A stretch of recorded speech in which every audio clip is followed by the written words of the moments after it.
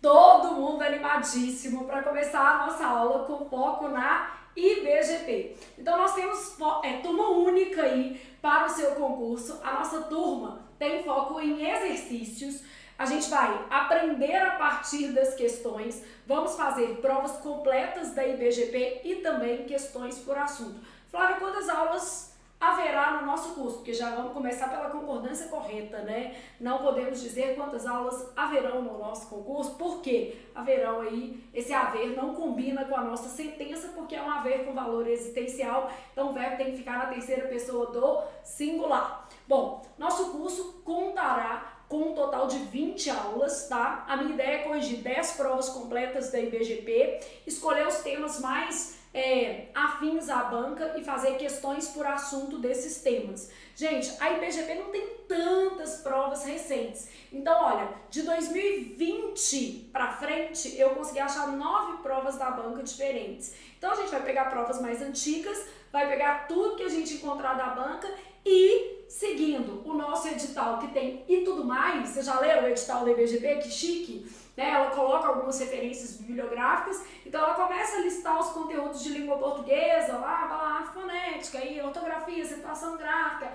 aí chega no finalzinho, sabe o que ela coloca? E tudo mais. E qualquer outra coisa que houver nas bibliografias indicadas para o seu concurso. Bom, ela indicou simplesmente todos os livros bons ali de língua portuguesa, quer dizer, tudo pode cair na sua prova, é a gramática inteira, realmente não podemos deixar de dar nada.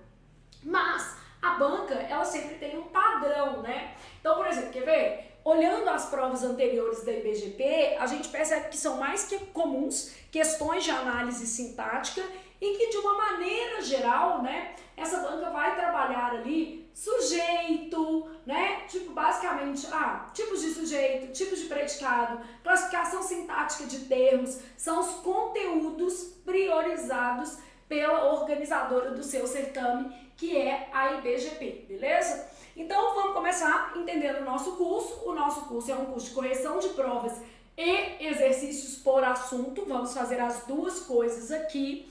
Nós vamos pegar as provas mais recentes da sua banca, mas ela não tem tantas provas recentes. E aqui a gente vai fazer um perfil da banca com base nas questões que a gente separou dos últimos 5 anos da banca, tá?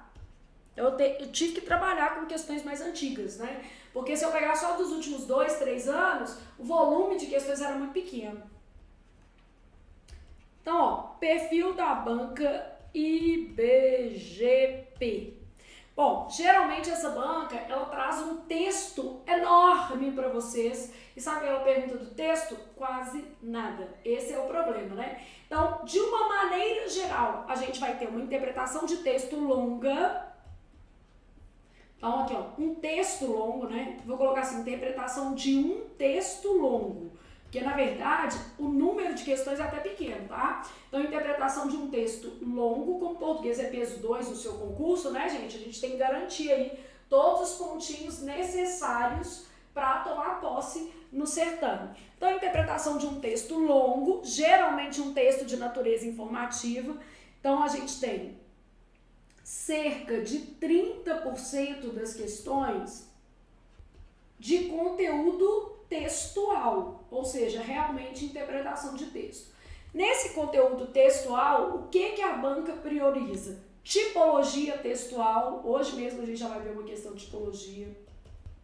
Além de tipologia, padrões de linguagem, né, o perfil de linguagem do texto.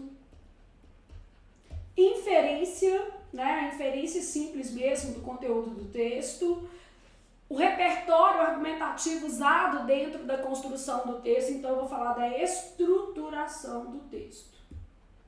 São questões diretas, normalmente mais simples, então essa banca aqui, gente, não é uma banca que oferece uma dificuldade enorme. Eu sempre falo isso com o aluno, que o certo é o certo, né?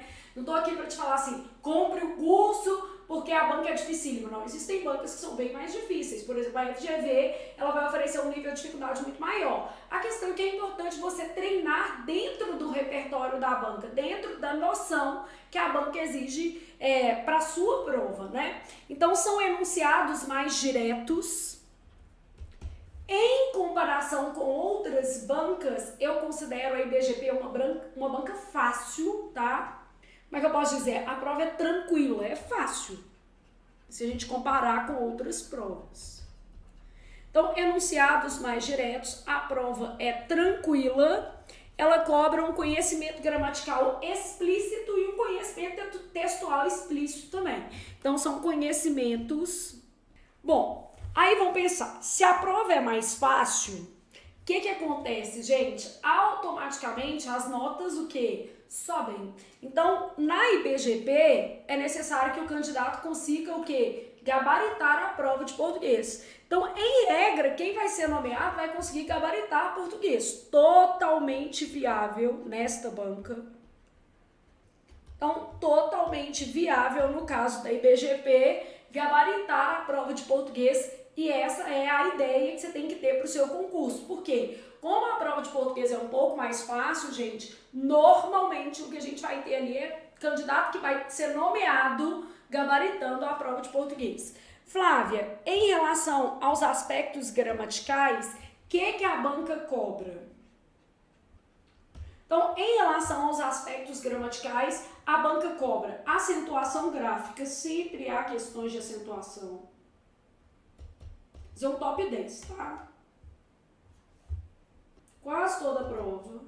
Segundo conteúdo mais cobrado, dentro de análise sintática, tá? Sujeito. Então, essa aula aqui, ó, tipos de sujeito e tipos de predicado. Hoje a gente já vai até revisar esses dois conteúdos. Então, tipos de sujeito e tipos de predicado. Ela pede análise sintática do período simples e análise sintática do período composto. Só que normalmente, gente, são questões bem tranquilas. Grifa uma oração do texto, né? E pede a classificação daquela oração. Então, geralmente são questões bem tranquilas. Classificação de termos sintáticos. Classificação de orações. Então, classificação de termos sintáticos, classificação de orações, e aí a gente continua pensando no seguinte: vozes verbais, identificação de tempos e modos, pontuação. Então ela foca muito assim em alguns conteúdos, né? Pronome. Há mais questões de classificação, mas a gente vai falar classificação em emprego, né? Pode ser, por exemplo, uma questão de colocação pronominal. Então, pronome, tanto classificação quanto emprego de pronomes, beleza? Ela cobra identificação geral de classes, até essa palavra preposição, né? E a última coisa que a gente vai colocar, vou chamar de desortografia. E aí cobra palavra mesmo, beleza? Então, acentuação gráfica, tipos de sujeito, tipos de predicado, classificação de termos sintáticos, classificação de orações, vozes verbais, identificação de tempos e modos, pontuação, pronome, tanto classificação quanto emprego. E no caso de classes gramaticais, muito mais comuns, são mais comuns as questões de identificação. Aqui, ó, dentro de morfologia, a gente tem uma ênfase para pronome, identificação de classes e verbo, tá? Mas de uma maneira geral, a prova é bem equilibrada. Por exemplo, nessa prova que a gente vai fazer agora, são 10 questões, tá? Nessa prova caíram 2 de verbo, só pra gente ter uma noção, tá? 2 de verbo, caíram 5 de análise sintática, dessas 5 sendo 2 de sujeito, aqui foram 4. Uma de pronome, para identificar o pronome, tá? Na prova que a gente vai fazer agora. E 3 de texto, sendo que nessas 3 de texto aqui, uma era de tipologia, uma era de linguagem. Então, na prova que a gente vai fazer agora, eu tenho 2 questões de verbo, uma de vozes e outra de identificação de tempos e modos. Eu tenho uma questão de pronome, que é para identificar onde há pronome, eu acho que é demonstrativo ou relativo, uma coisa assim. Eu tenho 4 questões de análise sintática, sendo uma de predicado, 2 de sujeito, na mesma prova 2 questões de sujeito, uma para a classificação geral de termos, a resposta era uma adjunta adverbial, e 3 questões de interpretação de texto, pensando numa dinâmica da prova. Flávia, então a minha banca prioriza morfologia? Não. A banca prioriza tudo, né? Esse top 10 aqui já é o tudo. Nessa prova que a gente vai fazer também, eu tenho uma questão de acentuação gráfica, tá? Então, assim, só pra gente ter uma noção do que há na prova de maneira geral, beleza? Então, pensando nessa prova, eu tenho ali um mix bem interessante, tanto com análise sintática, quanto com morfologia, tudo cai. Então, fazendo uma prova, a gente vai entender melhor como a IBGP trabalha. A notícia triste é que sempre haverá um texto muito grande. Então, vamos imaginar que ao longo do nosso curso, a gente vai trabalhar da seguinte maneira. Eu vou fazer provas completas e vou fazer também exercício por assunto. Porque nas listas de exercício por assunto, eu acabo ganhando um pouco de tempo para poder revisar o conteúdo, em vez de ficar lendo um textão que não vai servir quase que para nada. Só que a gente tem que pensar o seguinte, gente, chega lá na prova, às vezes a banca muda de perfil, aí ela traz um textão e umas questões bem complicadas de interpretação de texto, aí fica todo mundo morrendo lá. Então eu sempre falo, treinamento bom, 80% da sua banca, que é a IBGP, e 20% de outras bancas, para poder abrir os seus horizontes, né? E você conseguir, assim, pensar de maneira mais adequada. Flávia, e no nosso caso, o que a gente vai fazer? As 20 aulas do seu curso são da IBGP. A gente vai trabalhar questões da sua banca. Mas eu vou deixar lá algumas provas extras que eu acho que podem ser interessantes para você revisar algumas possibilidades fora do que a banca tem o hábito de cobrar, beleza? Flávia, e em termos de elaboração de prova, você acha que é uma prova mal elaborada, uma prova bem elaborada? De uma maneira geral, as questões são muito simples e são bem elaboradas, ou seja, de uma maneira geral, eu não percebi, não identifiquei tantas questões com falhas na formulação. Mas uma questão ou outra, logicamente, apresenta problema. Isso é natural, todas as bancas, né, vão ter ali pontos de falha. Mas assim, no geral, fazendo 300 questões da sua banca, identifiquei pouquíssimas questões com falha de elaboração. Então não precisa sofrer com isso, que é uma prova bem tranquila. Bom, então já vamos começar com a nossa prova aí, né? Nossa prova é Agente Fiscal de Tributos de São João del Rei, e aí nós vamos lá trabalhar um textão. Então, o nosso texto é o seguinte: temperaturas extremas causaram impactos sem precedentes nos oceanos. Bom, olha o que a sua banca vai fazer. A sua banca vai trabalhar essa frase aqui em várias questões, 5 ou 6. Temperaturas extremas vai ser o nosso sujeito, porque aí eu já vou fazendo aqui a análise com vocês. Então, temperaturas extremas, sujeito, de que tipo? Sujeito simples, expresso na frase, né? O núcleo do sujeito, temperaturas, então esse termo é o núcleo. Extremas vai ser um adjunto adnominal, ele integra ali o sujeito. Temperaturas extremas causaram. Causa o quê? Impactos sem precedentes. Causaram isso aqui, ó. Sem precedentes inesperados, né? Esse termo está caracterizando o quê? Impactos. Então, tá dentro do objeto direto.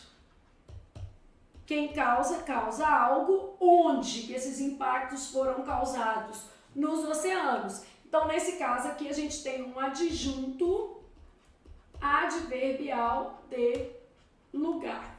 Bom, o tema do meu texto já está identificado. Temperaturas extremas causaram impactos sem precedentes nos oceanos. Só de olhar para isso aqui, eu já consigo ter uma noção, a partir do veículo, a partir do título do texto, que a mensagem, o conteúdo desse texto é informativo. As temperaturas extremas causam, aqui causam está no presente do indicativo, e aqui em cima, ó, causaram está no pretérito perfeito do indicativo. Nós temos uma questão sobre isso na prova. As temperaturas extremas causam impactos sem precedentes nos biomas de água salgada. Mostra relatório internacional. Quando eu falo mostra relatório internacional, isso já evidencia uma natureza informativa desse conteúdo. Então, natureza informativa. E aí eu continuo. Se o relatório sobre mudanças climáticas divulgado em agosto pela Organização das Nações Unidas, ONU, trouxe dados alarmantes sobre as consequências do aquecimento do planeta, um estudo, então, estou falando de um estudo, não menos preocupante, revelou ontem que os oceanos sofrem tantos impactos negativos quanto a atmosfera. Na avaliação dos 120 especialistas de mais de 30 instituições europeias que elaboraram o Copernicus Oceanos, os impactos verificados nas águas salgadas, que cobrem 3/3 da superfície da Terra, não encontram precedentes históricos. Então, quer dizer, esses impactos são muito relevantes e não encontram precedentes históricos. O relatório, publicado no jornal e presidido pelo não sei o quê, foi divulgado há pouco mais de 2 meses da Conferência do Clima, a COP26, quando líderes mundiais serão chamados a adotar políticas de enfrentamento e mitigação das mudanças climáticas. Segundo o documento do Oceano Ártico, provocado por uma atmosfera cada vez mais quente, está contribuindo para cerca de 4% de toda a elevação da temperatura global oceânica. Os níveis de degelo ártico registrados nos últimos 2 anos atingiram patamares recordes, enquanto por décadas, entre 1979 e 2020, caíram quase 13%. Os cientistas apontaram que uma redução de quase 90% da espessura média do gelo marinho já foi testemunhada no mar de Barents, uma pequena parte do Ártico, o que levou à diminuição na importação do gelo marinho na bacia polar, fenômeno importante para resfriar a temperatura oceânica. Então, o nosso texto, basicamente, está trazendo informações de relatórios, de documentos sobre o problema do aquecimento em ambiente oceânico. No Mar do Norte, no Oceano Atlântico, entre a Noruega e a Dinamarca, a variabilidade extrema de períodos de frio e ondas de calor marinha foi associada a mudanças relatadas nas capturas de linguado, lagosta europeia, robalo, salmonete e caranguejos comestíveis, diz o documento. Já no Mar Mediterrâneo, ocorreram 4 inundações recordes consecutivas em Veneza, novembro de 2019, além de terem sido registradas alturas de ondas acima da média na proporção sul. Essa variabilidade em curto prazo nas temperaturas do oceano, na forma de ondas de calor ou períodos de frio, durando de dias a algumas semanas, é uma questão de preocupação crescente no ambiente marinho, porque pode afetar muitos aspectos desses ecossistemas. E aí, uma das autoras dos estudos, um dos coautores do relatório e pesquisadora do Centro Nacional de Oceanografia do Reino Unido, explica acerca desses dados. Então, só a gente pensa no seguinte: documentos, informações acerca desses documentos. Não é uma opinião, É a partir de uma pesquisa que isso aqui foi trabalhado. O documento destaca aqui, como as temperaturas extremas no Mar do Norte causaram uma mudança nas capturas de espécies comercialmente importantes de peixes e crustáceos. Aspectos mais amplos, como a migração para águas mais quentes ou mais frias, mudanças na desova e no crescimento, bem como mortalidade e mudanças comportamentais, significam que, em resposta aos extremos de temperatura, os desembarques pesqueiros de algumas espécies aumentam, enquanto de outras são reduzidas. Então, a gente tem ali, uma variação das espécies em função dessas variações de temperatura. Monitoramento. Os cientistas documentaram que, globalmente, a temperatura média do mar subiu a uma taxa de 0,015 graus Celsius por ano, de 1993 a 2019. E os níveis de oxigênio, estoque de O2 no Mar Negro, caíram a uma taxa de 0,16 mol por metro quadrado por ano entre 1955 e 2019. Só informação, gente? Em nota, a presidente do relatório, Darina Van Chachachan, da não sei o que, destacou a necessidade urgente de medidas de monitoramento e proteção. Mudanças climáticas, poluição e superexploração, a próxima frase que eles vão usar para fazer as questões do texto são essas aqui, ó. Colocaram pressões sem precedentes sobre o oceano, exigindo com urgência medidas sustentáveis de governança, adaptação, gestão, a fim de garantir os vários papéis de suporte de vida que esse ecossistema oferece para o bem-estar humano, disse. As aspas aqui, né, marcando citações textuais. Não perguntou, mas já vamos pensar nisso. Considerar o oceano como um fator fundamental no sistema terrestre e abraçar a sua natureza multidimensional e interconectada é a base para um futuro sustentável. Nas 185 páginas do relatório, que investiga as condições e as variações em curso no oceano global e nos mares europeus, os cientistas apresentam diversos outros cenários preocupantes, como migração de peixes-leões invasivos para o Mar Báltico, precipitações e secas extremas no dipolo do Oceano Índico, aumento incomum do nível do mar no Mar Báltico e condições extremas de ondas no Golfo da Bótnia. Como recente publicado IPCC, painel de especialistas em mudanças climáticas da ONU, indica que as taxas anuais de aumento médio do nível do mar global ultrapassam os 3 milímetros por ano, o que é maior do que o observado no século XX e sugere uma aceleração nas taxas de aumento do nível do mar, diz Ângela, chefe do nível do mar e clima oceânico do CNO. Segundo a especialista, quando as marés altas e as grandes ondas de tempestade coincidem, é mais provável que resultem em inundações costeiras prejudiciais, especialmente se o nível médio do oceano também estiver elevado. O aquecimento crescente e a perda de massa de gelo das geleiras e mantos de gelo na Groenlândia e na Antártida também farão com que esses aumentos continuem. Portanto, uma conclusão, eventos como o de Venetim Água Alta, destacado no relatório As Inundações de Veneza em 2019, devem se tornar cada vez mais comuns à medida que o nível do mar continua a subir. Fonte, sempre importante olhar a fonte. Gente, todas as provas dessa banca têm textos de 3 páginas. Assim, e o pior é que as questões são tão fáceis que você tem uma vontade de falar assim, não precisa ler, mas não pode fazer isso, porque um ponto muda a sua vida. Então você precisa ler com calma, não tem jeito. O que eu te sugeriria é, considerando a IBGP, eu diria o seguinte, avalie as questões de interpretação de texto, dê uma olhadinha antes, para na hora que você for ler o texto, você já conseguir direcionar a sua leitura. Porque são textos tão grandes que a gente meio que se perde na leitura. E eu não achei nenhuma prova com texto pequeno da sua banca. Se vier, vai ser no seu concurso, tá? Porque por enquanto é só textão. Bom, texto, notícia, conteúdo de ciência, ó. Temperaturas extremas causaram impactos sem precedentes nos oceanos. Porque verificar a fonte é importante para a gente ter uma noção ali do que a gente pode pensar em termos de tipologia textual, tá? Então, a nossa primeira questão é sobre tipologia textual. A partir da leitura do texto, é correto afirmar que ele possui um caráter de que tipo? Informativo.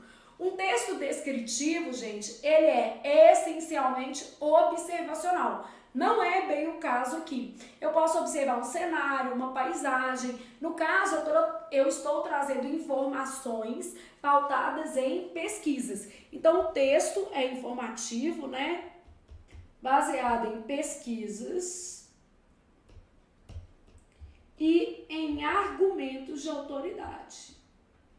Porque há umas falas, né? São aquelas pequenas inserções de estudiosos acerca do tema. Né? Não há propriamente uma tese, né? Esse texto não defende uma tese, ele traz um conteúdo informativo. É um conteúdo, inclusive, científico, né? Então, essa já vai ser a nossa resposta. Possui caráter descritivo? Não. Um texto descritivo, ele vai ter uma natureza observacional. pode descrever tanto cenário quanto personagem, né? Cenários, personagens e outras coisas que você quiser descrever. Um texto narrativo, uma coisa importante na descrição é que o tempo não evolui, né?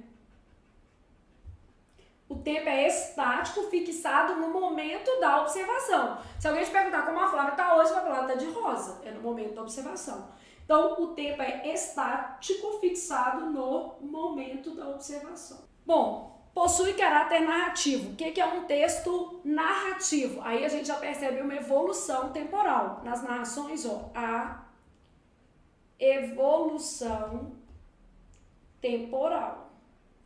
A gente vai ter um enredo. Esse enredo, ele vai ter narrador. Então, eu vou ter o que, né, que é o próprio enredo, quem, onde, quando. Na narrativa, a gente sempre fala na necessidade de um contexto espaço-temporal. O que é o fato em si, né? E quem? Os personagens que vão aparecer ali, que podem ser reais ou fictícios, a depender do caso. Então, na narrativa, a gente sempre vai ter uma evolução temporal. Então, pensando ali na dinâmica de tipo. Um texto injuntivo. O que é um texto injuntivo? Bula de remédio, receita, cartilha. Então, cartilha para acabar com a dengue, né? Você não deixar água parada aí na sua casa. Então, um texto injuntivo tem caráter instrucional. Então, o texto injuntivo vai apresentar um caráter instrucional dentro do contexto lógico, né? Traz orientações acerca de um dado procedimento. Então, o nosso curso, gente, é de exercício, mas o nosso objetivo vai ser sempre revisar conteúdos a partir das questões, né? Então, caráter instrucional, o texto traz orientações acerca de um dado procedimento ali, beleza? Geralmente uma bula, uma receita, uma cartilha, são opções de textos, o quê? Injuntivos. Pensa, gente, sempre assim, Flávia, o que eu poderia fazer para melhorar, né, vamos dizer assim, a minha organização de estudo? Faça fichas. Então, estudando por questões, você pode sempre elaborar fichas. Eu vou elaborar uma fichinha de tipologias textuais, ó. Então, tipologias textuais, vou trabalhar as principais. Um texto pode ser descritivo. Um texto pode ser narrativo, um texto pode ser expositivo. A gente usa falar também que ele pode ser informativo, mas isso aqui está bem perto, tá? Ele pode ser argumentativo. Aqui a gente fala que ele é dissertativo argumentativo. Aqui a gente fala que ele é dissertativo expositivo. Um texto pode ser injuntivo. São as principais tipologias, principalmente considerando sua banca, que é a IBGP, tá? Porque a gente faz, às vezes, um esquema pensando em quais foram as respostas que a banca trouxe ao longo dos últimos 5 anos para as provas. Então, a sua banca trabalhou sempre nessa lógica aqui. Bom, um texto pode ter mais de uma tipologia, a gente avalia aquela que predomina. Então, o texto pode apresentar mais de uma tipologia. Aí, ou eu vou avaliar um fragmento ou avaliar a que predomina dentro do texto. Bom, então, isso aqui eu já tenho uma lógica. O texto descritivo, observacional e estático. O texto narrativo, né? Ele vai ter onde, quando, quem e o que. Esses são os elementos básicos da narrativa e a gente sempre vai notar uma evolução temporal. Depois, mais tarde, em seguida. vida, né, fazendo isso aqui. O texto de natureza expositiva está baseado na realidade. O texto de natureza argumentativa, então o texto argumentativo, vou puxar certinho assim, só para a gente fazer um contraponto, ele apresenta defesa de uma tese.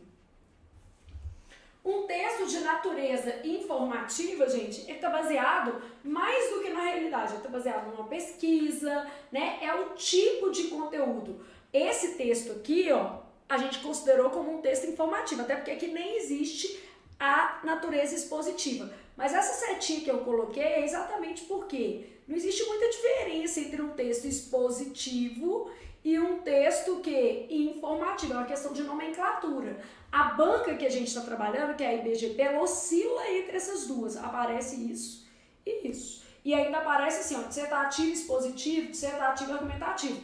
Então, pensando nesse esqueminha para IBGP, eu estou usando todos os nomes que eu já vi a sua banca utilizar, tá? Então, um texto informativo, ele também é baseado na realidade. Ele vai trazer pesquisas, né, dados. Então, ele é baseado na realidade. Então, por isso que a gente botou essa setinha aqui, exatamente para mostrar que não existe ali uma diferenciação entre esses dois aqui, ó. É uma questão de nomenclatura. Qual nomenclatura a IBGP usa? As duas. Eu já vi prova que a resposta foi informativa e a resposta foi expositiva em outra prova. Só na mesma não, porque não faz muito sentido a gente estar pensando em texto baseado na realidade. Pautado em o quê? Pesquisas, estudos, conceitos. Isso também vale para o expositivo, beleza? Então, a nossa diferenciação mesmo é entre um texto expositivo e um texto que argumentativo, porque no argumentativo eu defendo uma tese e no expositivo eu apresento um tema sem necessariamente defender uma tese, porque eu estou falando acerca daquele tema, trazendo informações que são verdadeiras sobre aquele tema. Tá? Então, essa nomenclatura informativa que é um desdobramento de um texto expositivo, por isso que a gente colocou essa setinha. E o texto injuntivo, ele vai ter base instrucional. Pauta-se na orientação.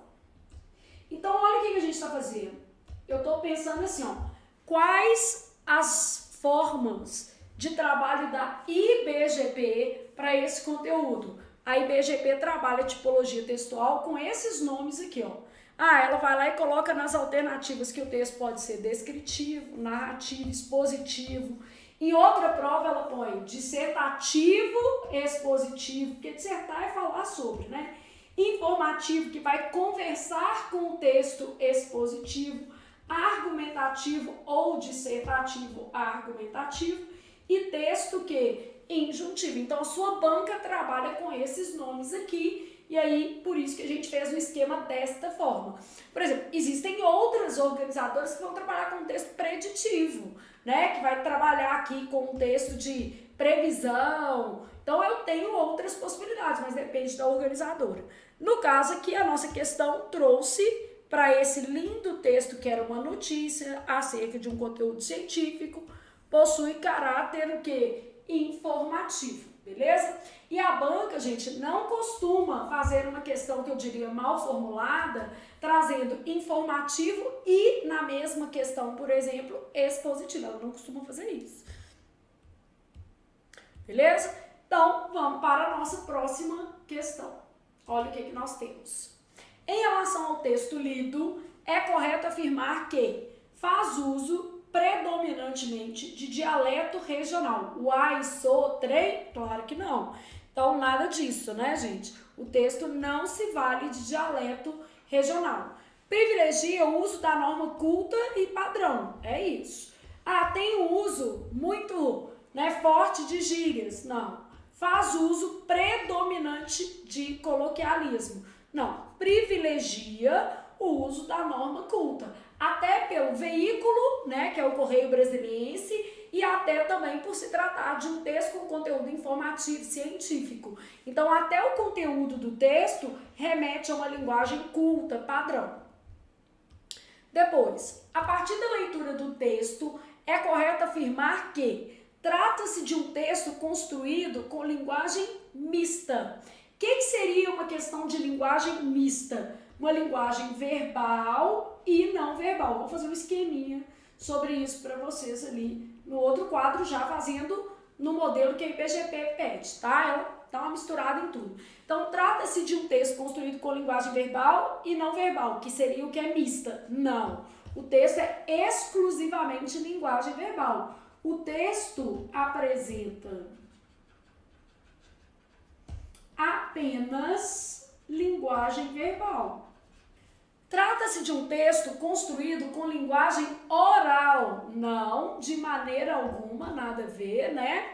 Trata-se de um texto construído a partir de signos. Signos são os códigos usados para a construção da mensagem não verbais. O que seriam signos não verbais? Por exemplo, na internet a gente usa muito emoji, isso aí seriam signos não verbais, tá? Então, são aqueles que não seguem o padrão alfabético. Trata-se de um texto construído a partir de signos verbais, é isso. O que são signos verbais? Padrão alfabético. Bom, aí, aproveitando aqui pra gente já fazer uma ficha, porque a gente já tá revisando todos os conteúdos que a IBGP pode comprar. Comprar não, né? Cobrar.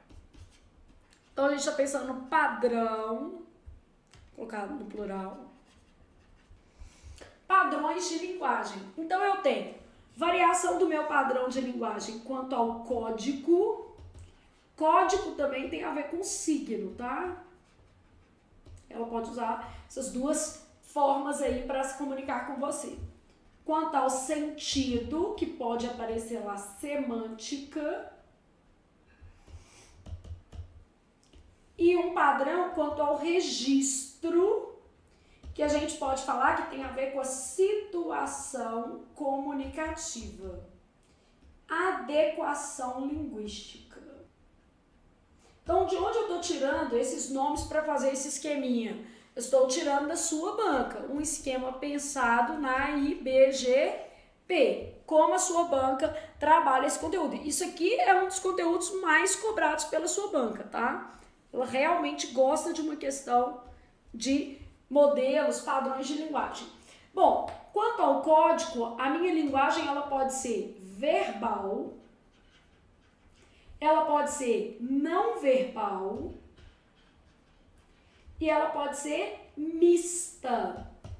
Então, o que é uma linguagem verbal, beleza? Uma linguagem verbal é aquela que apresenta elementos alfabéticos. Então, a gente vai pensar ali que ela constitui palavras. Os números, eles podem integrar a linguagem verbal porque eles podem ser representados por palavras, tá? Então, vamos supor, se eu tivesse o número 20, eu diria que a linguagem predominantemente no texto ali é uma linguagem ainda assim verbal. Mas, vamos tirar de contexto, vamos lá. Vamos pegar se eu tivesse uma expressão numérica, tá? Se eu tiver uma expressão numérica num contexto de matemática, eu não vou considerar isso aí como linguagem verbal. Então, depende de onde eu estou trabalhando esses números aí, de como eles estão inseridos no contexto, tá? Uma expressão matemática, ela é uma linguagem matemática, inclusive, tá? Numérica.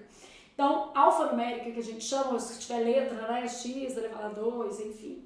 Então, linguagem verbal, ela se vale de palavras, siglas, né? É uma linguagem alfabética. Sempre a gente vai olhar o que prioriza, né? O que predomina. Então, avalia-se o que predomina.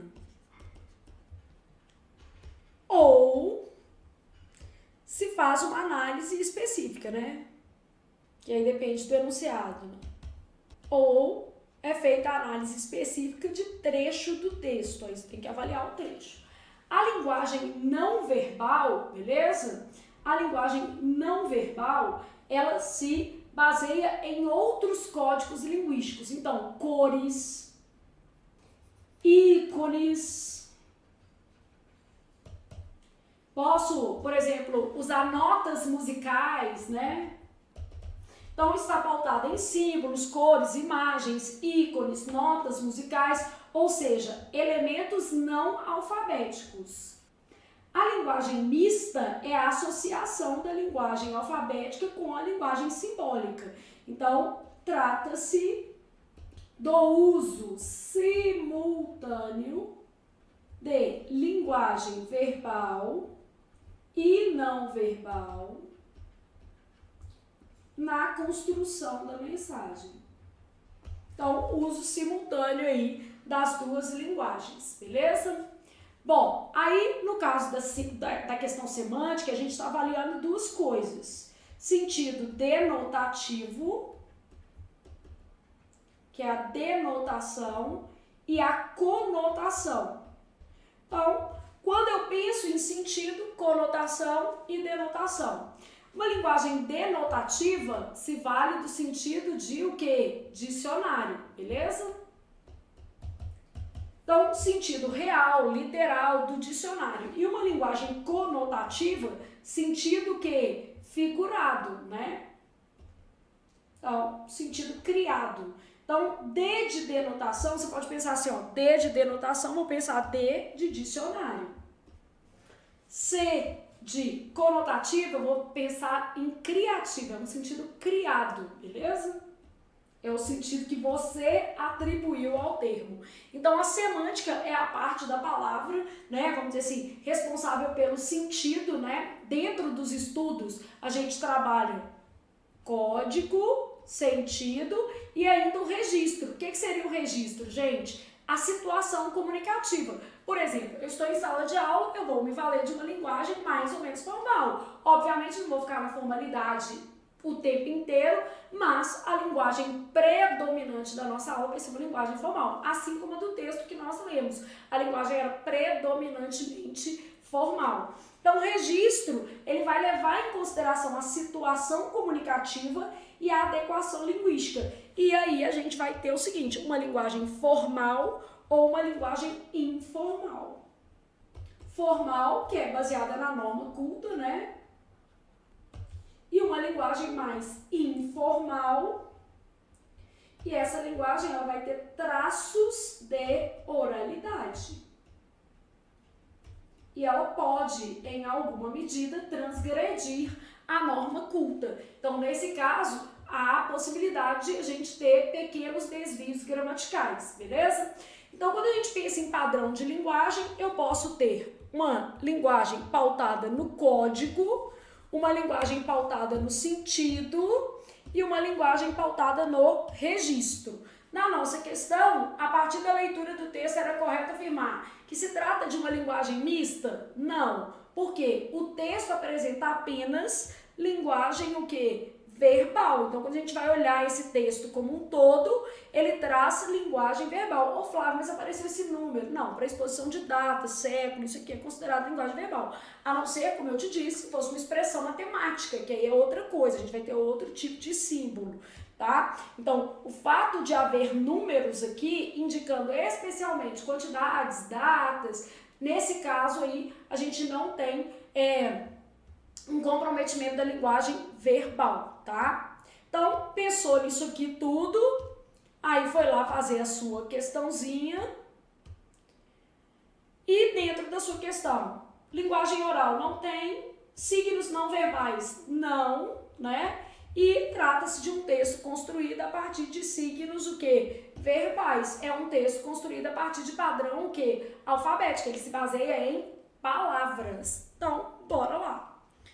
Nosso esqueminha, temperaturas extremas causaram impactos sem precedentes nos oceanos. A partir do título do texto, é correto afirmar que as ações que serão abordadas encontram-se no tempo verbal. Bom, avaliei o texto, né? As ações que serão abordadas no texto, ó. Temperaturas extremas causaram impactos sem precedentes nos oceanos. Ele está falando de alguma coisa que já aconteceu. Olha, vamos pensar no gênero textual aqui, ó. Como é um gênero textual, o gênero é notícia. A notícia, ela sempre retrata algo que já aconteceu. Então, ela está baseada em algo que já aconteceu. Então, temperaturas extremas causaram impactos sem precedentes nos oceanos. Pensei aqui, é um pretérito perfeito do indicativo, mas o que ele está me perguntando, na verdade, é o seguinte: a partir do título, que é esse, tá? É correto afirmar que as ações que você... Aqui na prova o título não veio transcrito nas questões não, tá? Eu aqui transcrevi para facilitar a vida. Então, a partir do título do texto, é correto afirmar que as ações serão abordadas dentro do texto se encontram em qual tempo? No futuro do pretérito? Não, porque o futuro do pretérito sugere hipótese, né? Eu poderia estudar mais se quisesse de fato passar. Futuro do presente é uma ação que ainda não aconteceu. Ação tomada como certa no futuro. Então, ação tomada como certa no futuro. Pretérito perfeito do indicativo. Pretérito perfeito do indicativo vai ser a nossa resposta. Uma notícia, né, gente, está pautada em algo que já aconteceu. Então, as notícias, pensando aqui no gênero textual, normalmente elas são constituídas a partir do pretérito perfeito do indicativo, porque indicam uma ação totalmente concluída no passado. E o presente é uma coisa que está em processo, que está acontecendo, né? Então, não faz sentido aí para uma notícia. Logo, considerando o gênero textual, o pretérito perfeito é o nosso, né, tempo verbal aí para constituir uma notícia. Tati falando aí que eu passei no MP, passei, Tati, esse concurso aí, eu tirei um, mas acabei passando outro. Tá bom, tá ótimo, né? Não sei se eu vou ser chamado, porque no Ministério Público de Minas Gerais, uma vaga para redator revisou e eu estou em 5º lugar. Então, não sei se vou ser chamado, mas enfim, né? Passei. E é bom, a gente fica com uma sensação boa, né? Agradável. De vez em quando tem que tentar os concursinhos, né, gente? Bom, eu tenho lá o seguinte: o termo nos oceanos, presente no título do texto, é corretamente classificado sintaticamente como? Então, a gente está pensando aqui numa classificação em termos sintáticos. A gente já fez a análise dessa frase. Esse termo aqui, ó, nos oceanos, adjunto adverbial de lugar. Então, quando a gente pensa que a IBGP é uma banca simples, né? Por exemplo, se a gente comparar com a prova, por exemplo, do MP mesmo, que foi uma prova bem complicada, a prova do MP foi o Instituto Consulplan, ou com a FUMAR, que fez as provas assembleias, estavam catastróficas, são provas bem diferentes. A prova aqui da IBGP é uma prova bem justa. Um aluno que estudou, né, adequadamente para esse concurso aqui, ele não vai ter dificuldade em gabaritar na prova de português. Tem que estudar, lógico, sem estudar não tem jeito não. Então, isso aqui. Vou aproveitar a questão para te dar um exemplo de complemento nominal e colocando alguns conceitos para vocês. Então, o complemento nominal, a primeira coisa que eu sei é que ele é sempre preposicionado. Eu sei que ele completa substantivos abstratos, adjetivos e advérbios. Então, eu sei isso aqui. O complemento nominal, o que mais cai para diferenciar um do outro aqui, né, é em relação ao substantivo abstrato, porque tanto o complemento nominal quanto o adjunto adnominal podem se referir a substantivos o quê? Abstratos. Então, o adjunto adnominal, ele tem natureza ativa com substantivo abstrato. Vou te explicar isso aqui, o que é isso. Já o complemento nominal tem natureza passiva com substantivo abstrato. Bom, vamos lá exemplificar isso aqui, porque a gente está estudando com afinco. Então, eu falo lá, por exemplo, assim, ó, ela tinha medo do futuro. Só se a gente não construir o próprio futuro. Se construir, não precisa ter medo, não. Quem tem medo o quê? De. Então, medo, substantivo abstrato. Do futuro, complemento nominal. Futuro é temido. Era favorável à medida. Quem é favorável a alguma coisa. Favorável é um adjetivo. Então, a medida, complemento nominal. Estava perto de tomar posse. Isso é para vocês e para mim também. Então, estava perto de tomar posse. Quem está perto de. Perto é um advérbio De tomar posse aqui, ó, é um complemento nominal, só que eu ainda fiz mais. Eu fiz um complemento nominal de natureza oracional. Então, complemento nominal oracional, porque ele está representado por uma oração. Então, ó, o complemento nominal, ele pode se ligar a um substantivo abstrato, a um adjetivo ou a um advérbio. Quando ele se liga a um substantivo abstrato, ele tem uma natureza passiva. Então, vamos pensar nisso aqui, ó. Amor, vamos pensar no Dia das Mães, ó. Amor à mãe é necessário, com certeza, né, gente? Então, quando eu falo amor à mãe, a mãe está amando ou está sendo amada? Amor à mãe, a mãe está sendo amada. Portanto, esse termo é o quê? Paciente. P de paciente, P de plemento nominal. Melhor que dá para fazer, né? Bom, quando eu penso numa adjunta de nominal, eu vou ter, por exemplo, assim, ó, amor de mãe é necessário. Então, se eu falo amor de mãe é necessário, a mãe está amando ou está sendo amada? Agora a mãe está amando. Amor de mãe é necessário. A mãe está amando. Nesse caso aqui, o termo é agente, a de agente, a de adjunto, a de nominal. Beleza? Então, natureza ativa com substantivo abstrato, adjunta de nominal, natureza passiva, né, com substantivo abstrato, complemento o quê? Nominal. Bom, Flávia, o adjunta de nominal faz o quê? A adjunta de nominal acompanha substantivos concretos ou abstratos. Então, a adjunta de nominal acompanha substantivos concretos ou abstratos. O adjunto adverbial, o que ele faz, gente? Exprime circunstância. Então, circunstância, tempo, modo, lugar, né? Então, o adjunto adverbial vai exprimir circunstância, causa, finalidade, concessão. Então, tem várias possibilidades aqui. E às vezes a gente vai deixar assim, ele exprime uma circunstância em sentido mais geral também. Nem sempre é possível subcategorizar, tá? Isso não é um problema. Quando eu falo em complemento verbal, eu estou pensando em duas categorias. O objeto direto,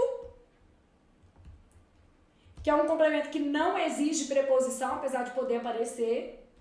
A gente fala não exige. E o objeto que? Indireto, que é um complemento que pede preposição. Preposição pode estar implícita, subentendida, mas ela aparece. Então, isso aqui, aproveitando para a gente revisar um pouco essa base de análise sintática. De uma maneira geral, as questões da IBGP vão ser questões mais tranquilas, vão cobrar conteúdos de análise sintática com muita frequência, mas vão ser questões mais fáceis, como essa daqui de adjunta adverbial. Inclusive, eu percebi assim, que a banca adora a questão de tipos de sujeito e adjunta adverbial. Um monte de prova cobrou esse conteúdo aí. E bora para a nossa próxima questão.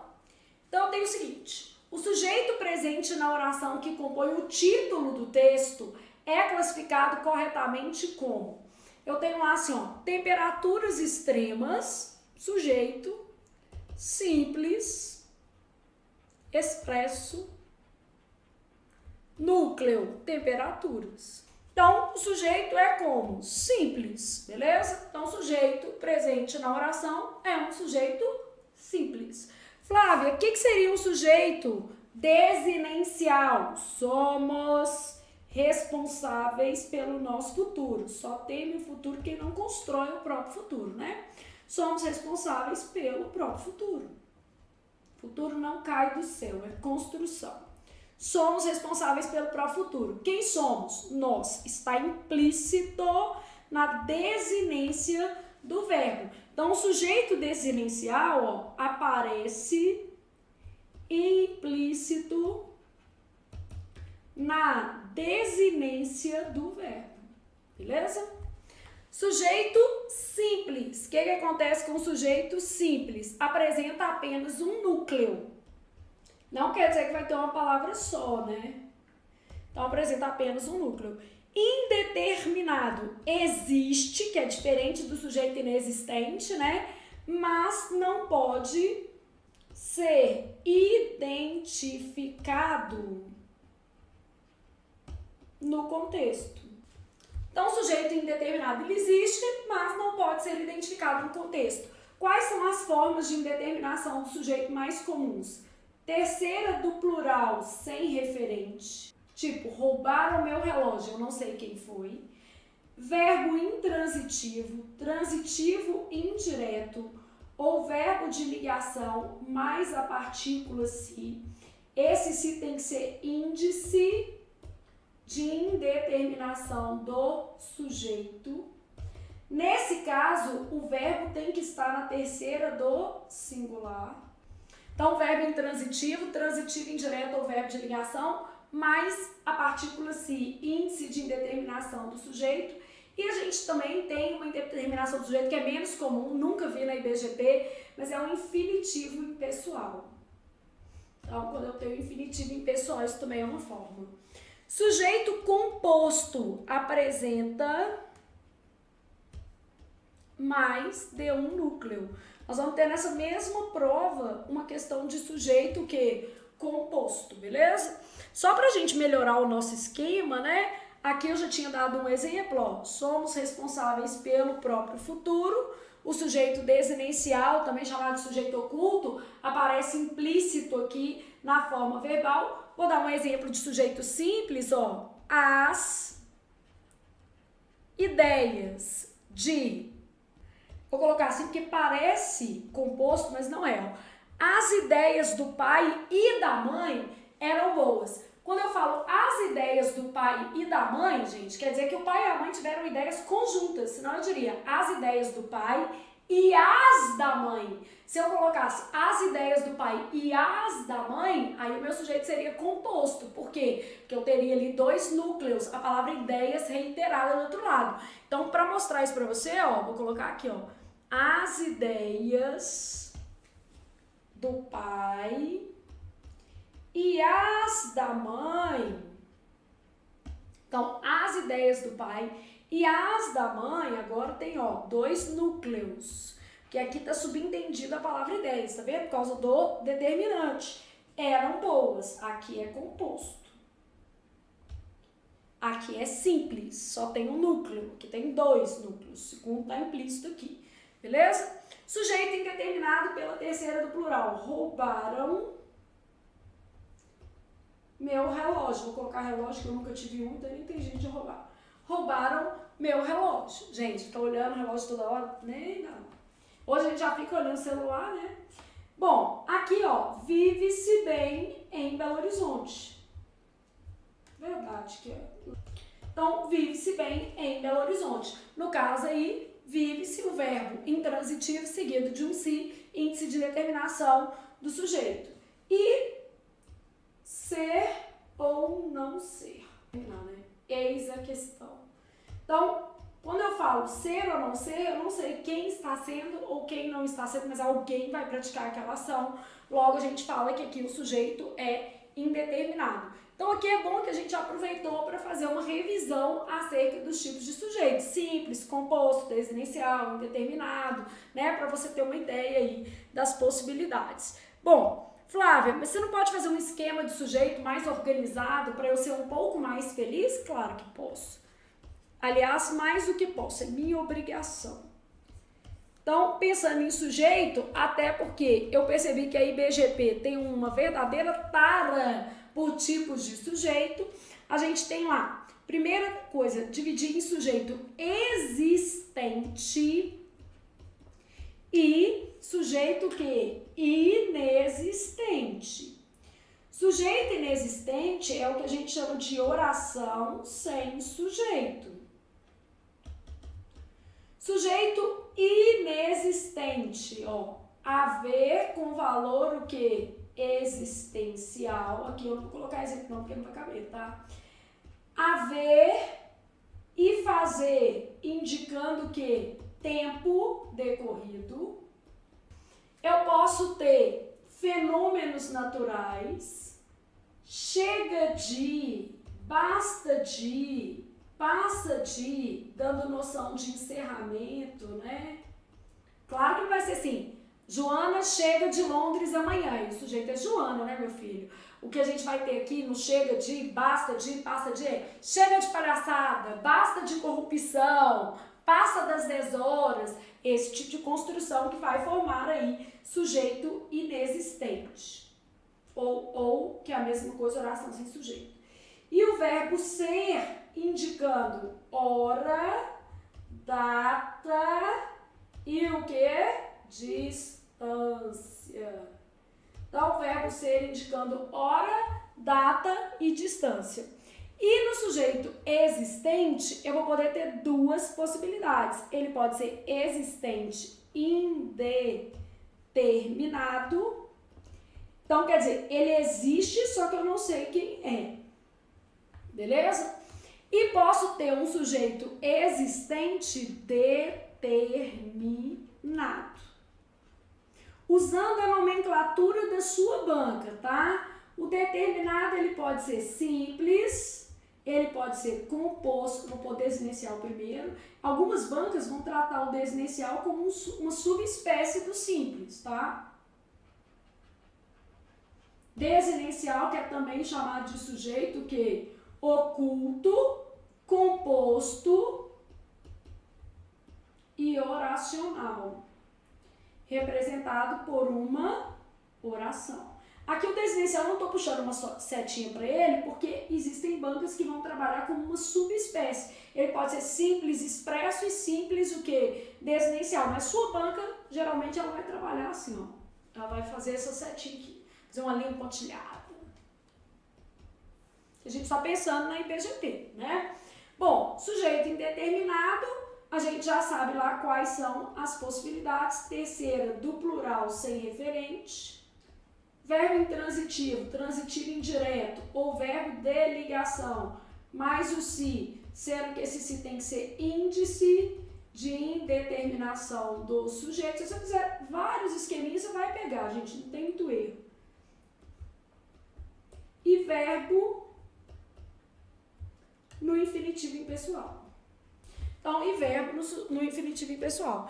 Então, você já sabe que o sujeito pode ser inexistente ou existente.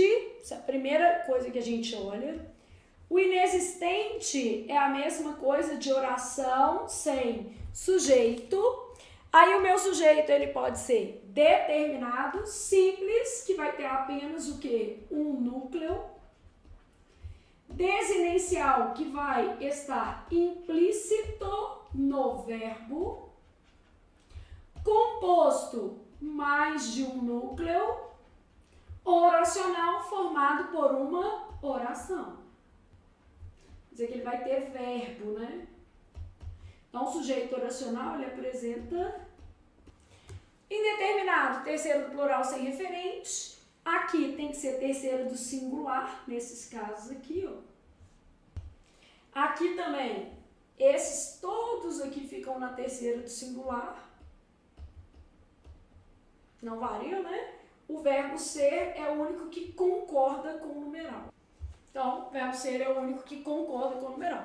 Aí, um esqueminha de sujeito, depois se você quiser melhorar esse esquema, você pode colocar exemplo, mas a gente já sabe que a IBGP, ó, adora isso aqui. Então, você faz um coração, porque a sua banca ama. E a gente vai sempre trabalhando, ó. Numa prova, com 10 questões, 2 de sujeito, se eu não parar para fazer uma revisão, eu sou uma pessoa má, né? Então, beleza. Vamos lá. Temperaturas extremas causaram impactos sem precedentes nos oceanos. Em relação ao predicado que compõe a oração presente no título do texto lido, é correto afirmar que... Então, de novo, ela pegou esse título, só tinha o título, né? A pessoa que fez a prova esqueceu que naquele texto de um tamanho enorme havia 1 milhão de possibilidades de frase. Mas, enfim, tudo bem, facilitou a nossa vida. Bom, eu tenho 3 tipos de predicado. Antes de eu marcar aqui, ó, vamos fazer um esqueminha de predicado, que a gente já veio animado para a primeira aula para fazer muito esquema, né? Então, predicado, tipos. Então, tipos de predicado. Eu tenho somente 3 tipos de predicado. Predicado verbal, predicado nominal e o predicado verbo nominal. Bom, características dos meus predicados. Predicado verbal não apresenta verbo de ligação. Então, eu tenho que saber o que é verbo de ligação, né? Não apresenta predicativo. Indica uma ação, né? Então, não apresenta verbo de ligação, não apresenta predicativo, indica uma ação. Predicado nominal é o único desses daqui, ó, que tem verbo de ligação. Se ele tem verbo de ligação, obrigatoriamente precisa ter predicativo do sujeito. Tem que ter, né? Então, apresenta predicativo do sujeito. Então, é o único tipo com verbo de ligação e apresenta predicativo do sujeito, beleza? Claro que ele indica qualidade, estado, né? Vamos aproveitar aqui para fazer o predicado verbo nominal. O que é o predicado verbo nominal? É tipo, casou esse com esse, aí deu um filhinho que era o verbo nominal, né? É um sangue AB. O que é um sangue AB? Ele não apresenta verbo de ligação, mas apresenta predicativo. Só que o predicativo pode ser do sujeito ou do objeto. Então, aqui, ó. Característica da mãe. Não apresenta verbo de ligação. Só que apresenta predicativo. Só que é só do sujeito? Não. Apresenta predicativo do sujeito ou do objeto. Então, apresenta predicativo do sujeito ou do objeto. Então, uma soma desses dois, né? Como se fosse um filhinho aqui mesmo. Bom, o que vai acontecer? Predicado verbal, o núcleo é o verbo. Predicado nominal, o núcleo é o predicativo. Predicado verbo nominal, ele vai ter núcleos. 2, um do pai e um da mãe, ó. Núcleos, verbo mais o que? Predicativo. Agora, só exemplificar para a gente ser mais feliz que aqui cabe, né? Então, tô lá pensando nos meus tipos de predicado. Eu falo assim, ó, encontraram a moça no local. Encontraram alguém que eu não sei quem, então o sujeito é indeterminado, terceiro do plural. Quem encontra alguém, a moça OD no local adjunto adverbial, predicado verbal. Meu predicado é tudo, né? Porque o sujeito não está escrito na frase e o predicado aqui é verbal. Bom, vamos supor que eu tivesse assim, ó. Ela estava nervosa na ocasião. Sujeito, ela, predicado, isso tudo, ó. Estava nervosa na ocasião. Na ocasião é quando. Então, adjunto adverbial.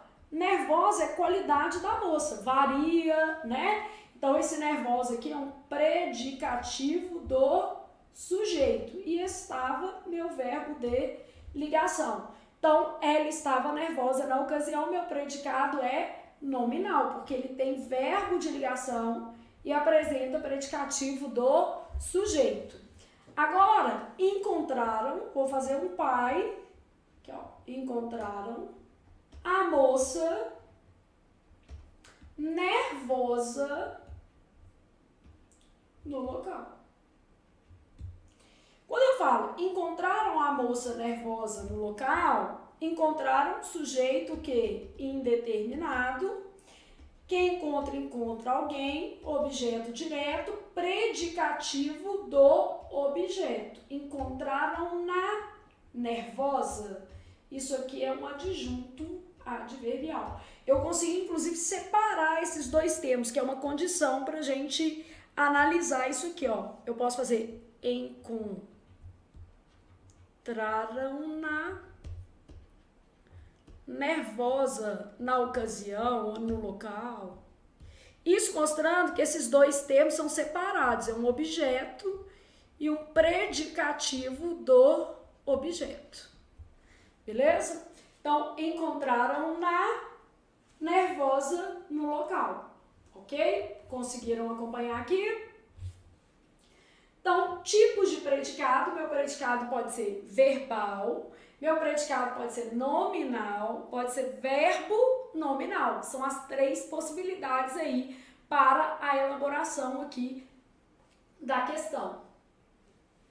Bom, então no nosso quadrinho aqui, o que é que a gente tem? Tipos de predicado. O predicado verbal apresenta como núcleo o verbo, não apresenta verbo de ligação, não apresenta predicativo, indica uma ação. O predicado nominal é o único que apresenta verbo de ligação, apresenta predicativo do sujeito. Tem como núcleo o próprio predicativo, vai designar a qualidade, característica ou estado. O predicado verbo nominal é um cruzamento entre os dois, então não apresenta verbo de ligação, mas apresenta predicativo do sujeito ou do objeto. E aí aqui a gente trouxe exemplos. E agora a gente pode voltar para a nossa questão, beleza? Em relação ao predicado, porque a gente já sabe agora o que é predicado. Quando falou predicado, você pensa assim, ah tá, existem três tipos: predicado verbal, predicado nominal e predicado verbo nominal. Então, na sua cabeça, automaticamente você pensa assim, ó, predicado verbal é do não. Não apresenta predicativo, não apresenta verbo de ligação. Predicado nominal é do sim. Apresenta verbo de ligação, apresenta predicativo. E esse é mais ou menos, não apresenta verbo de ligação, apresenta predicativo do sujeito ou do objeto. Aqui, ó. Não apresenta verbo de ligação, sim verbo de ligação, sim predicativo, só que só do sujeito. E aqui, ó, não verbo de ligação e não predicativo. Bom, aí fazendo a análise da frase, a gente consegue perceber o seguinte: temperaturas extremas causaram impactos sem precedentes. Sujeito, verbo transitivo direto, impactos, objeto direto, sem precedentes, está dentro do objeto direto. Não previstos, né? Imprevistos. E isso daqui é um adjunto adverbial. Esses sem precedentes aqui, ó, impactos imprevistos, né? Imprevisíveis. Então, é um adjunto adnominal. Então, em relação ao predicado, o que nós temos? O predicado é verbal, beleza? Esse termo aqui, ó, que tá aqui dentro, ele é apenas um adjunto adnominal. Impactos imprevistos. De modo que a nossa resposta vai ser a letra A de amo português. Depois, então, nosso esqueminha, e aí a gente passa. Questão 8. Leia o trecho a seguir. Mudanças climáticas, poluição e superexploração colocaram pressões sem precedentes sobre o oceano. Em relação à oração sublinhada, é correto afirmar que o seu sujeito. Então, outra questão de sujeito aí na sua prova. Bom, mudanças climáticas, né? As mudanças, poluição, superexploração. Eu tenho três núcleos. Então, é um sujeito composto e ele apresenta três núcleos. Então, possui apenas um núcleo? Errado. Possui três núcleos? Nossa resposta. Possui dois núcleos? Errado. 4? Errado, porque climáticas dá qualidade para mudanças, climáticas é adjunto adnominal. Climáticas não é núcleo, né, gente? Climáticas está acompanhando aí o sujeito. Então, ó, mudança, poluição, superexploração, beleza? Possui três núcleos. E aí, vamos à nossa próxima questão, questão 9.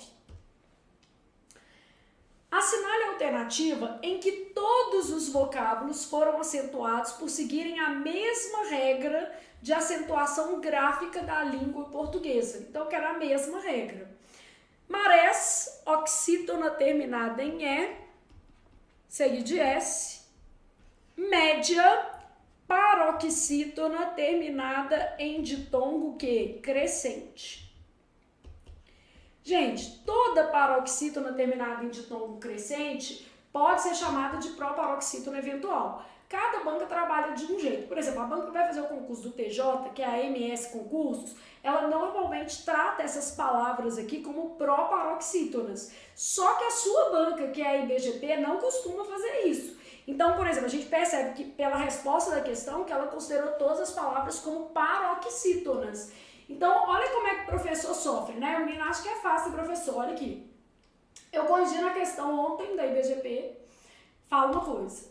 Aí, ontem mesmo, eu corrigi uma questão da MS Concurso, eu pego a mesma palavra e falo outra coisa. Eu falei assim, a professora ficou doida? Não. É porque essas palavras realmente apresentam aí a possibilidade de oscilação, tanto na divisão quanto na pronúncia. E a depender da banca, o tratamento dessas palavras vai ser diferente. No caso da banca IBGP, a banca trata essas palavras como paroxítonas terminadas em ditongo crescente. No caso da MS Concurso, é mais comum a banca tratar como proparoxítona. E eu tenho que te explicar isso. E como eu sei como que cada uma trata? Porque eu fiz um monte de questão de cada uma das bancas, porque é minha obrigação, estão me pagando para isso, né? Não é nem um favor, é a minha obrigação mesmo. Então, só esclarecendo aqui. Então, essa é uma paroxítona terminada em ditongo crescente. As paroxítonas terminadas em ditongo crescente, elas também são chamadas de proparoxítonas eventuais. A sua banca não tem o hábito de pensar nisso aqui, tá? Não costuma cobrar. Então, a sua banca trata essas palavras dessa forma. Águas, a sua banca vai tratar como uma paroxítona DC. O que é uma paroxítona DC? Terminada em ditongo que? Crescente, tá? Marés, oxítona terminada em S de S. Groenlândia, paroxítona DC. Toda paroxítona DC pode ser chamada de proparoxítona eventual, tá? Antártida, proparoxítona. Média paroxítona DC. Níveis, paroxítona DD. Porque aqui, ó, é ditongo decrescente, mas só paroxítona. Oxigênio, paroxítona DC. Flávia, e aí? Ó, vamos fazer a outra para você ver. Atlântico, proparoxítona. Mediterrâneo, paroxítona DC. Águas, paroxítona DC. Gente, tem nem dúvida. A resposta é essa, ó. Paroxítona, paroxítona e paroxítona. Ô Flávio, mas os ditongos são diferentes, mas a regra de paroxítona não diferencia, não. A regra de paroxítona fala assim, ó. Paroxítonas, tá? Acentuam-se as paroxítonas terminadas em L, N, R, X, I, US, ão, PS e ditongo. No caso do ditongo, tanto crescentes quanto o quê? Decrescentes. Então, não diferencia isso aqui não. Então, acentuam-se as paroxítonas terminadas em L, N, R, X, I, US, ão, PS e ditongo. Tanto ditongo crescente quanto ditongo o quê? Decrescente. Como nós não estamos fazendo nada, vamos dar exemplo aqui, ó. Amável,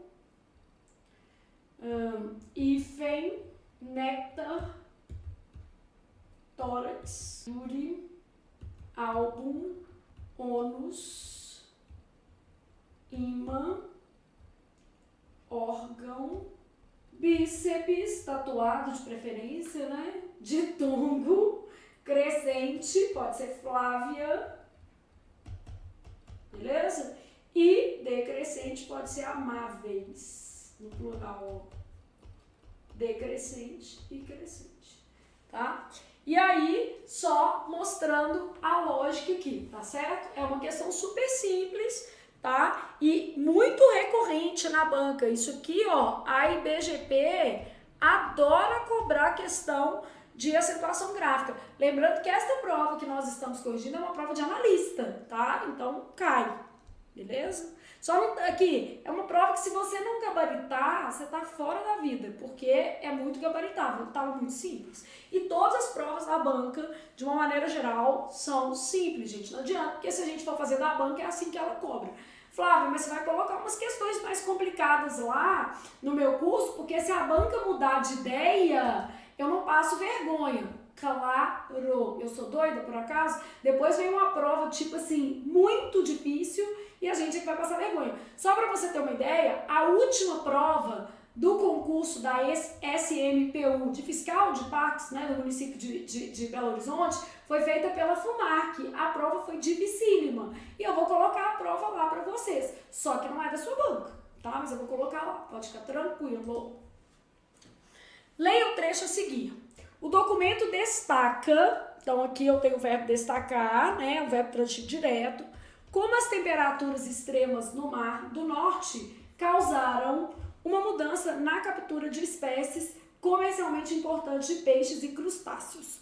A partir do estudo relacionado a vozes verbais, é correto afirmar que o período lido se encontra na voz ativa, né, gente? Voz passiva analítica, eu teria que ter ser ou estar mais o que? Particípio. Então, por exemplo, o documento destaca que as temperaturas extremas do Mar do Norte, causaram uma mudança. Uma mudança foi causada, por exemplo, né? Exemplo. Aqui, ó. Vou colocar assim, ó. As temperaturas causaram, então uma mudança foi causada pelas temperaturas.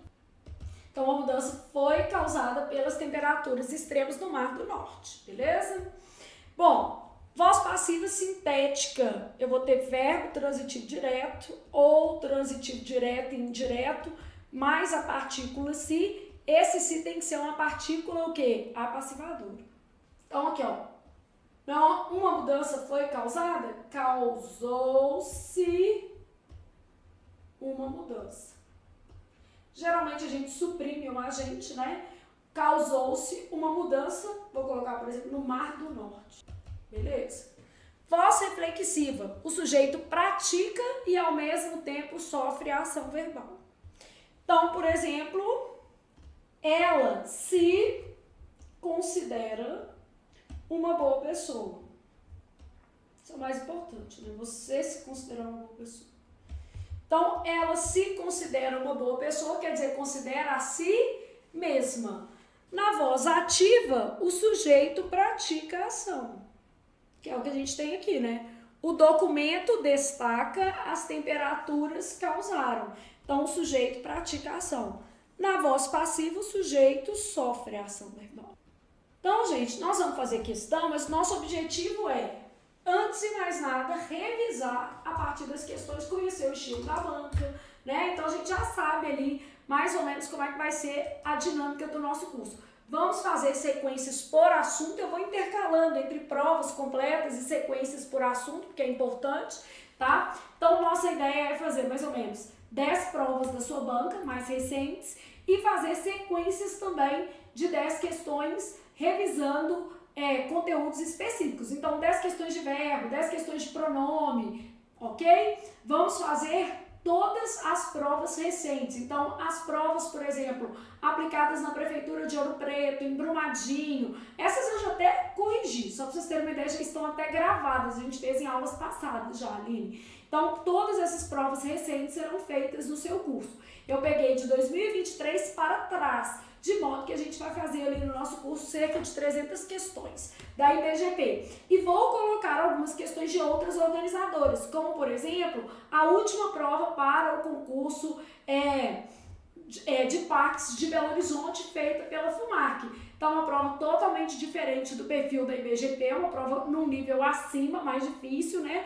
Mas é válido a gente também trabalhar questões um pouco mais elaboradas. Eu sempre falo que para mais também é importante. Então, vou deixar algumas listas extras, além das nossas aulas, tá? Com um nível um pouco mais elaborado ali, porque eu acho que isso vai ser válido para você que está estudando para o concurso. Por quê? Se a banca entender por bem fazer uma prova mais difícil, nós não ficaremos refém de um resultado ruim, né? Então, nós não ficaremos reféns, para fazer uma concordância certinha, de um resultado ruim, beleza?